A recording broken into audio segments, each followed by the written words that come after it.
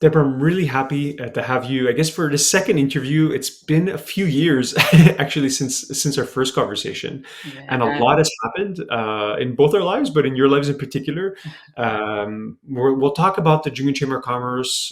We'll talk about a little bit about obviously a few subjects that you're passionate about. Mhm. But one area I'd like to talk to you about is inspirations. I was watching a recent interview of yours, and you're talking about your mission is to inspire people. So I'm just curious as to who inspires you.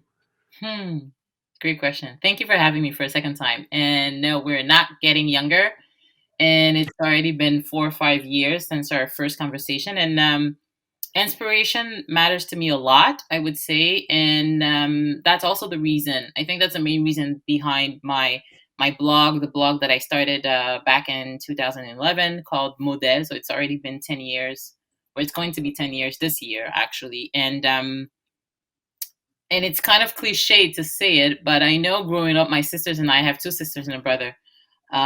We used to watch a lot the Oprah show, and that used to be our thing, because school actually ended at 3 p.m. And by the time that we would get home for the show to start at four, I think, or was it at 3? I don't know. I'm kind of confused right now what exactly the time that the Oprah show was on, but it was our thing. Even if we ended up catching only like 10 minutes, 20 minutes, but Oprah was a great inspiration for me, I have to be honest.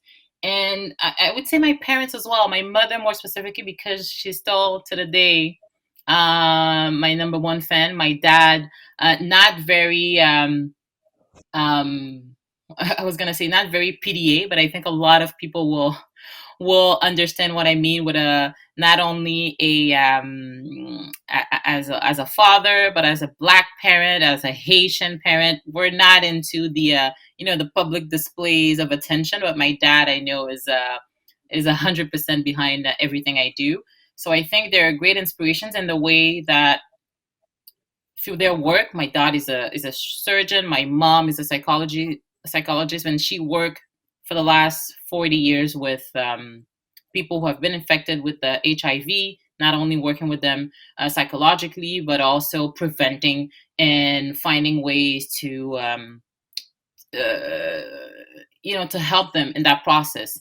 And my dad, being a surgeon, but choosing to work in marginalized villages and in very specific areas in Haiti. They both still live in Haiti, and they have inspired me in a way to, not only to give back, but to be passionate about what you do. And I think that's the main inspiration, and that's something that will stay with me and still stays with me till the day. And but yeah, Oprah is definitely an inspiration by the way that she carries herself, but mostly, and I know that we're going to touch on that subject as well in terms of representation, because it was for us growing up in the 80s, 90s, the um, the only, I would say, persona of, as a black woman, a powerful black person, a business person, and an entrepreneur, seeing her on television, on national television every day, doing her thing and inspiring people. I think that stayed with me, my sisters as well. And that also nurtured my ambition a lot. Yeah, I have to say I do relate to the Oprah point, mostly because my sister was a huge fan. I wasn't a fan growing up, My brother, as you can neither me, imagine, as but a teenage yeah, boy. that's it. But I've since grown to respect her enormously. I'll send you a really good podcast that covers the history of Oprah. Oh, I was on this podcast called Acquired, where it really dives into the history. So I had no idea of like how she started, how she built her empire, yep. and it's a fascinating story, right? That's One of true entrepreneurship, right? yeah, Like she just hustled and like outworked everyone and made exactly. it to the level that she's culturally relevant even today. It's been Even like 10 today. years or 15 years that her show is It's not not on even the air. on. Exactly. And she still has that power and she still has that influence. And we've seen it. I mean, recently with the interview of Harry and Meghan, like, how many people tuned in. I still haven't watched, I have to be honest, but still to see how it generated views and conversations, she's still the queen. I have to respect that. Yeah, very much so. It's like I could learn a lot, from her Yeah, from her we interview will. technique. Um, But I think Oprah also touches upon like this notion of we'll get maybe get right into it, right? This notion of female entrepreneurship, of Mhm. diversity, and like particularly back then in the 80s and 90s, where there were not as many role models as there is today. Not that there's enough today, but still lacking. Mhm. So curious to hear you as to how it became a passion of yours to think about diversity, to think about empowering Mhm. women through entrepreneurship. Yeah. So how did it become a subject that you're, knowledgeable about? Yeah, it was very central, I tell you, because it was at one of Oprah's shows, one of the episodes that I learned and I heard for the first time the word entrepreneur. And it stuck with me. I think I was 15 or 16, and it really stuck with me. I became obsessed with the word. What is that? I had never heard the word before. And I'm like, okay, what is that? What does an entrepreneur do? And I usually tell the story when people ask me what kind of kid, what kind of child I was growing up. I was very into business. I always used to save the little bit of money that my parents used to give me and transform it into something. Buy candy and sell it at school, even though it was forbidden. So I usually had some sort of activity going on. I would, I used to do nails for my cousins and my aunt. So there was always something involving money when it came to Deborah. Like, I'm just going to say it bluntly like that. So hearing the word entrepreneur and looking up the word and finding out this is somebody building a business and this is what Oprah represents, because at that time, of course, the aspect of diversity was there, but it didn't have a name. For me, what Oprah had in terms of image, in terms of influence on me, was the entrepreneurship and the female entrepreneurship, like you mentioned, and that really, like I mentioned, it nurtured my ambition and it nurtured my coming here to Quebec because I came here to study to study entrepreneurship. That's what, like, from the age of 16, becoming obsessed with the word, finding out everything that there is to the word, finding out that this is what I want to do with my life, like this is in the field that I want to work in, and coming to Quebec to study in entrepreneurship, to work in entrepreneurship, to become an entrepreneur, that it is fundamental in my path and my career, and that's why I think Oprah was one of the biggest inspirations in my life for what she Yeah. represented. Yeah, and maybe let's to talk about we'll come back to this topic because I think you have a lot to share as to like, okay, well, what do we do, right? Like it's not, I don't think it's something that's solved, right? No, no. So since our first interview, you now head up the Junior Chamber of Commerce of Montreal. Just maybe for the folks and maybe also for myself, like I'm familiar with the Chamber of Commerce, but what's the Junior Chamber of Commerce? What's its mission? What are you guys trying to do there? Yeah, thank you for pointing that out. So the Junior Chamber of Commerce of Montreal is actually the biggest junior chamber of commerce in the world, and what we do is develop, represent, but also make sure that we millennials, the what we represent in terms of newcomers, I would say, and I don't know if there's a right word in English for relève, but this is really what we represent. Our mission is to represent professionals and entrepreneurs age from 18 to 40, and this is what is considered for us as a young. And what we do, it's not a new organization. So the JCCM has been around for 89 years. And this, by the end of the year, it will celebrate our 90th birthday. And what we do it through events, we do it through training, and we do it thanks to, of course, a lot of partners and big corporations here in Quebec. And what we focus on mostly, especially with the pandemic that's going on, to be able to, what we did before is to help those entrepreneurs and professionals work with their network as a junior chamber of commerce.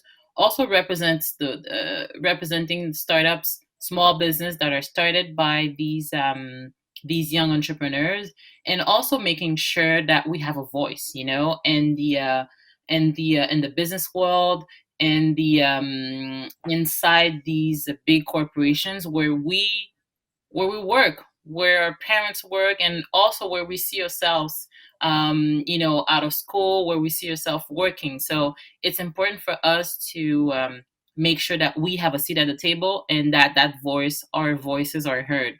So in terms of my mission as a spokesperson for the Junior Chamber of Commerce, it's really to find that voice and make sure that it's heard.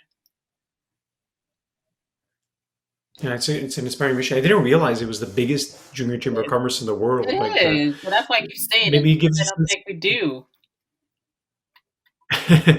maybe it gives a sense in terms of scale, like how many members, like. True. How many members? So we represent 1,500 members here in Montreal, because it's the Junior Chamber of Montreal. Of course, again with the pandemic, we are seeing a lot of new members from outside the city of Montreal, which we didn't have before. But it is 1,500 members here in Montreal, and we do have, of course, we have more members in the with a professional background than an entrepreneurial background, which is why for the last 5 years we've been working a lot on building the the entrepreneurial aspect or department, I would say, within the Junior Chamber of Commerce. And short story on that, it was actually my sister Vanessa who started the entrepreneurial side of the Junior Chamber of Commerce 7 years ago. So we've been focused on making sure that we do provide these new entrepreneurs with not only coaching but also pitch competitions, pitch opportunities to meet with potential, investors, and make sure that they do make their projects seen. And we actually launched 3 years ago with the support of Aéroport de Montréal, a fund to support these young entrepreneurs as well. So we're trying to, of course, we're starting ourselves in that game, but it is to make sure that we do represent all fields of activities or sectors of activities where we see our young professionals and entrepreneurs being involved with. That's incredible. I didn't realize you guys had also your own fund, so it's almost like a company within a company, Exactly. or within Right an up organization. within, yeah. How has the pandemic changed the profile of the members? Right, considering now that we've become untethered to, let's say, geography, and like there's more people out in the suburbs. Is the mission changing now? Like, can we be more encompassing? Do we try and like think Hmm. beyond just the island? The mission hasn't, well, theoretically the mission hasn't changed, but it needs to be adapted, of course, because with the pandemic. But what I say more and more is, for example, what I mentioned was the fact that, of course, a lot of most of our members are from Montreal, not only from the island, but from the greater area of Montreal. And right now we're seeing, from these people moving out of the city, but still want to remain in contact with, their colleagues or their networks, and still being interested in becoming a member. But in our mission, what's becoming more and more important is not only, like I was saying, have a seat at the table. Now that table is virtual, but making sure that our voices are heard, especially in the recovery of the economy that we're hearing more and more about. And in those conversations, making sure that we are heard, because the impact of that pandemic, not only in terms of short term, but also in the long run, the impact, if we think about it in terms of tax, in terms of the fiscal impact of it all, we are going to be the ones who will bear those burdens for a longer period of time. So we need to be able to have a voice. And also in terms of the inclusivity aspect of it. So who do we include? Who do we have around the Zoom screen for those conversations? And also the last but not the least, um, the in terms of climate change, because we know more and more that is, and that has become a priority for a lot of our members, for a lot of millennials and young people. So we need to make sure that our priorities, especially in terms of climate change, in terms of the opportunity that we have with this recovery that we're talking about for our economy, that it also includes climate change, and that the conversation is not handled and spoken in silo, but it is definitely a part of that conversation. So that's what we're focused on in terms of our mission right now. And I'd say that it is different in the sense that before the pandemic, we did it a lot through events. big events like 200, 400 people, what we cannot do anymore. Of course, we still maintain our calendar of activities quite similar. We had a virtual gala reaching 400 people last October. We had, for example, one of the best, from my perspective, that I actually hosted, that we had on diversity and inclusion, which in its virtual format reached 250 people. So I know that we still have that aspect, but right now, because we can't see our members, we need to be closer to them and make sure that those priorities are translated into virtual events, and making sure that we maintain that contact. I'll add to that aspect as well, in terms of priorities from our members' perspective. Of course, right now they're moving around, they're staying home, or their homes are no longer in the island of Montreal. They're moving into their chalets and whatnot. It's becoming more and more important for them because they feel isolated. And we've talked about in the news recently a lot about mental health, and we found that they become members more and more to feel less isolated, to make sure that the network that they built before the pandemic, that not only they maintain it, but they diversify it as well. Because a lot of us don't know what our career is going to look like in 2, 5, 10 years. And especially because we're talking about young professionals, we need a clearer vision on that. And speaking to that, I'm not even, speaking of the young students that are finishing school right now and have no idea how to, get on into the market, the job research world, and starting off at a company. They're completely lost, and that is the reality. So they need more and more to feel at home, but to be part of a community organization that also understands them. So that's what we try to do, and that's what we'll continue doing in the next months, years. Yeah, you brought up so many interesting points, Deborah, and yeah, I think they're very inspiring responses. I find, yeah, where I see maybe one of the issues to unpack a little bit deeper is the notion of the young professionals coming in, Mhm. right? So I find that of course we're still in pandemic. Of course we're the virtual events have taken over Mhm. for now, right? And then we'll see what happens with the return, when and if. But like the biggest challenge I see for young professionals, I was like, we're both at certain far along enough in our careers where we'd have a network established, is establishing in the old world. Mhm. But now, when like I see it now at work with we just hired a few young people, and like for them, they don't have this, the cultural glue that they used to have, or like being able to Engagement. sit down with people that are older in the company, right? So Mhm. to be able to learn and exchange, Mhm. it's all done remotely, which has its advantages, right? So Yeah, it's not a black or white cannot issue. deny. Yeah, I feel one area that's under, I find that there's no, I should say, is more negative, is how young professionals can level up in their career, being yeah. able to network and learn from others. And like, obviously there's no opportunity to do so in the physical world for now. Mhm. So I find it's a bit of a challenge right now. So like, I don't know if you obviously have any magical solutions, but I'd love to hear you a bit as to what you guys are doing on that front. No, that's really what we're seeing right now. And we haven't yet, worked on specific actions, but I'll cue you into things that we're working on currently. Um, right now, for example, we're doing a survey in collaboration with the city of Montreal to be able to grasp the full idea of what that future of the working world and working space will look like for young entrepreneurs. What are they consider, what's important for them, how do they see it? So right now we actually recently surveyed over 500 of our members for this specific subject, to be able to understand exactly what they're dealing with, and how they see what's important for them, and how they see the future of the working world.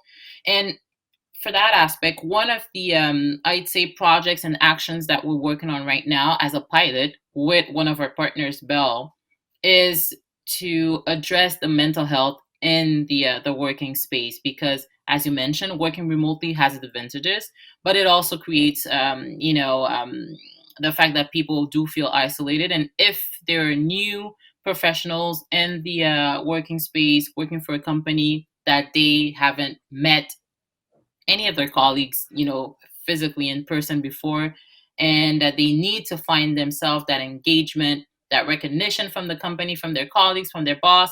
And as you mentioned, they can no longer level up and find opportunities for promotions where sometimes it would have been not automatic, but more natural to speak of those issues, of those elements that make you uncomfortable. So we just launched this pilot with Bell to make sure that we do address those issues before they turn into depression, before they turn into serious mental illness. So we are for now working on a webinar, working on a cohort to be able to help those professionals specifically that are dealing with that right now.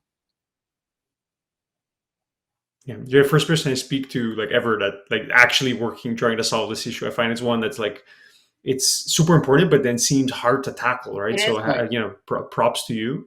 Thank you.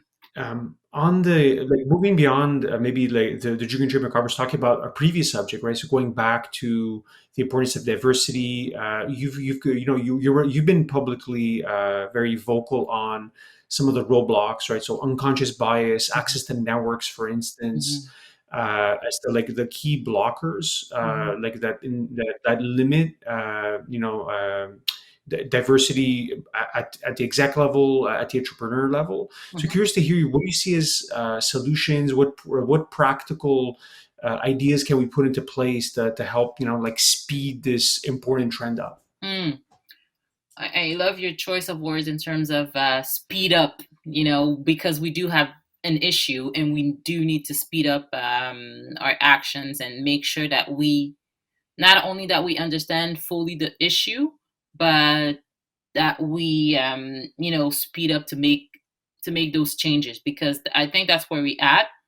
And we do have to recognize that there are a lot of things being done currently, and specifically in Quebec. And I also I say that I've said that a few times already. I personally I'm quite surprised that we're still talking about it in Quebec, because I didn't think that the business sector would be open to addressing that issue for so long. To be honest with you, and since May 2020 till today, we're still like close to a year later, we're still talking about it, and that is very positive from my perspective. And it wasn't the first time that the subject of diversity was brought up. I mean, you mentioned in your intro that you and I had touched on that issue a few years ago. So it's not new, but in terms of action, what we need more and more is people to understand that there is an issue, but that there's also, I would say, it's an urgent matter. Hence my appreciation of your choice of words in terms of speeding up our actions.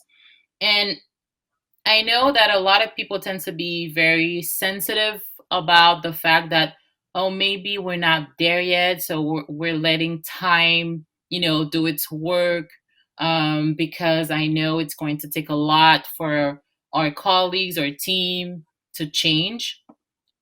It's a reality. It's true that those changes take time, but it is so, I don't know how to say this in terms of we need to get it done. It really, I can't really Yeah. tiptoe around the subject and say we really need to get it done, because it is a matter of at the end of the day, and I've only realized this myself a few weeks ago. It is a human issue, and when I say that, I mean that it's not a numbers game. It's not a strategic. It's not only that. It also basically human. Like, do you want people to feel accepted, to feel included, to feel heard, and also to feel like they belong? I think at the end of the day, everybody wants to feel that. I mean, you can't go wrong with considering people and making sure that that person that you work with and that you've actually hired, and that person that represents you in terms of leader or boss, you want that person to feel like they're accepted. And at the end of the day, that's what we want, and that's what we need to work towards. So yes, training for unconscious biases, but I always say this as well, we also need to address the fact that we have very conscious biases, and they're not only unconscious.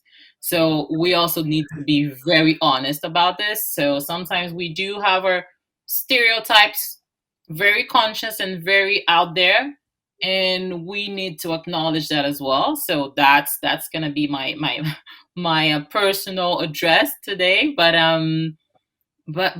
apart from that training, apart from the actions in terms of putting your money where your mouth is, what a lot of companies are doing, and that is good.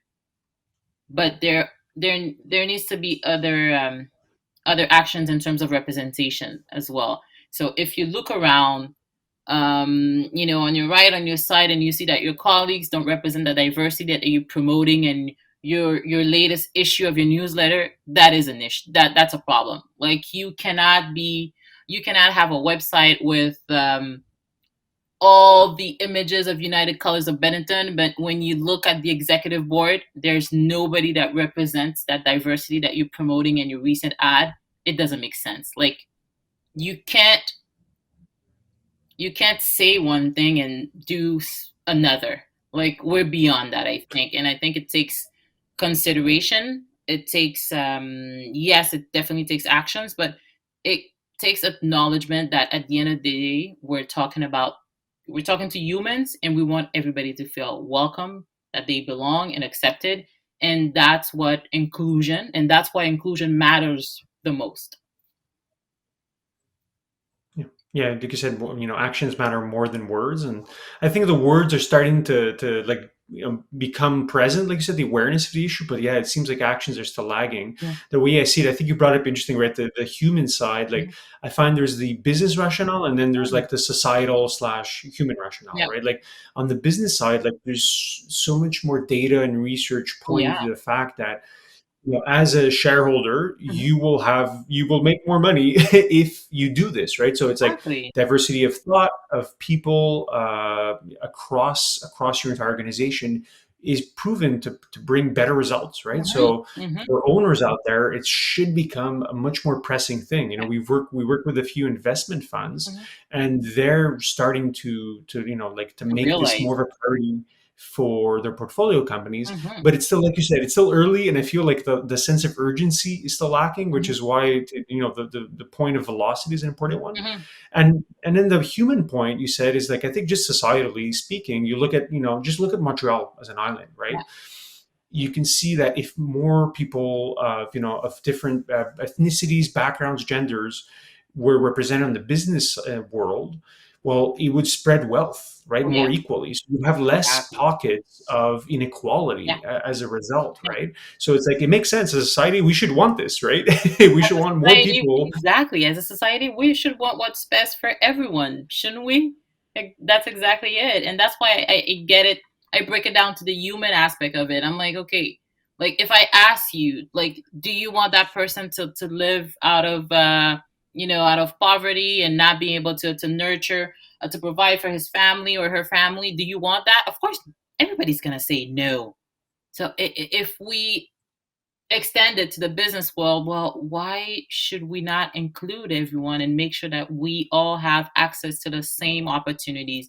And at the end of the day, it is part of, when we say, and that always, of course, I don't want to bring political stuff up. It always is a very sensitive matter in terms of that is part of Quebec values. The fact that we all have access to the same opportunities. That is what Quebec is at the end of the day. So if we only have it written somewhere and not applied in our society, then what are we, and what are we becoming? And are we becoming something that we're collectively proud of? I'm not sure. I'm not sure. On this subject, do you have any resources or people or things to learn? Like people that are interested, but like kind of like me are clueless, right? Like we think it's a good thing, but we just don't know anything about it. Hmm. What would be the best way for people to learn and become more educated on it? Oh, great question. I've been privileged enough to work on two projects, actually two podcasts, and one with the city of Montreal that I've hosted called Billet d'entrée, and it's actually biased at the entry if I were to translate it in English, and where we address in a more under a scope of professionals, professional immigrants coming and having to validate their experience that they had before, and before going into the business world and integrating the working space. And the second is actually something my sister Vanessa and I worked on called the Angle Mort, or blind spots, and it's currently available on lesaffaires.com. And in those two projects, we actually go into deep interviews with leaders and specific professionals to speak on diversity, and where we they have references on not only a lot of reviews.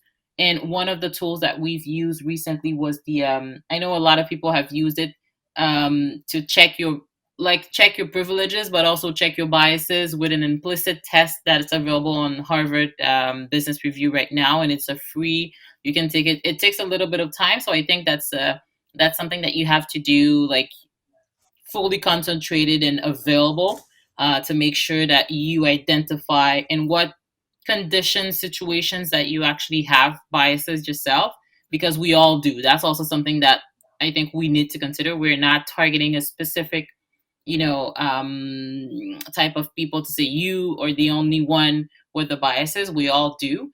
And in terms of tools as well, I think a lot of resources I've seen, and right now I'm trying to think, do I have a lot in English? But most of them are in French. I know there's an institute here in Quebec called IRIPI, literally, it's IRIPI, and they do a lot of research specifically from um, an immigrant perspective. So people who are not born here but have come with the intention to work and to provide for their family, but also contribute to the society. Because as an immigrant myself, that is sometimes the perspective that I tend to look for, because it kind of changes the solutions that we want to look into, because it doesn't always come from the same the same scope if we were born here and not. So yeah, now that's a good question. I think I'd like to get back to you on that, because I know I've seen so Sure, many sure. things. Well, Yeah, I already have a few to dos and action items. So I'll link to all of this in the show notes. So yeah, this is great stuff, Deborah. great. Be respectful of your time. Maybe a final question: if people want to just reach out, connect, learn more about your projects and what you're doing, what's the best way? Oh, LinkedIn is the best way, I would say. Even though I'm not very active in terms of publishing, but I do see everything in terms of messages. So LinkedIn remains the best way to reach me. You can also reach me via email. I know not only on my blog, but also in terms of on the Junior Chamber of Commerce. My email is public, so anybody can reach me directly for the Junior Chamber of Commerce at my email. So I'm pretty I'm not gonna say my life is on the web, but pretty much. Yeah, Mhm. yeah, same. So I'll link to that as well, Deborah. I just want to say thank you. Keep up the great work, and let's not wait a few more years. I think I'll bug you for Mm. it for a round three before then. So yeah, I really appreciate your time today. Thank you so much, Nectar. It was a great pleasure. And next time, if we do it outside, that's gonna be our date. Done. All right, thanks again. Thank you.